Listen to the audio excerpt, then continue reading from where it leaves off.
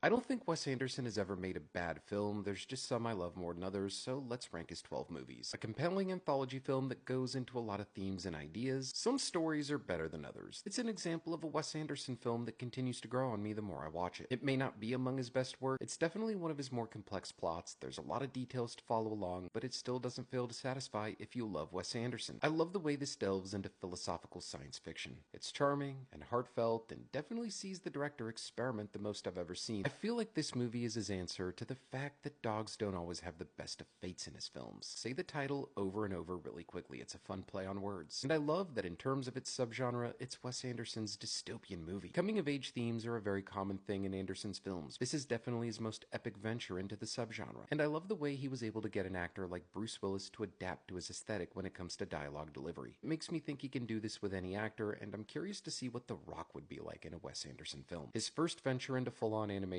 this is a fantastic Roald Dahl adaptation. It's a mischievous, chaotic, talking animal heist movie, and definitely look at the way he experimented with the sound design to bring out a sense of realism from this. It's amazing. This is one of Anderson's most rewatchable but sadly lesser talked about movies. Yes, it's a bit more simple and grounded at this point on his resume, but I love the way it explores its mysterious, exotic, and at times heartbreaking setting, and the highlight is the arc of its three main characters. Such a wonderful homage to Jacques Cousteau. It's Wes Anderson's full-on action-adventure film. Perhaps the film that would define his ability to work with stunning set pieces. This debut is probably his most distinct film in terms of look and feel. It would only open the door and tease the aesthetic that would define his work. It's a funny, entertaining heist comedy around friendship, and a solid debut that would lead to a flourishing career. This to me is his peak. It's the film that probably reached some of the greatest heights he's reached as a filmmaker. I feel after this he knew, I can just make movies the way I want to, and you know what? People will tune in. Such a compelling look at dysfunctional family dynamics, which offers up what I think is Wes Anderson's most emotional film. I see it as the film that established the aesthetic that would define his work. This is number one for so many reasons. I watched this at the right point in my life. I was 15. It was the right coming of age story for me at this point. It's hilarious and quotable, and I think it's relatable because at some point in our lives, we've all known a Max Fisher.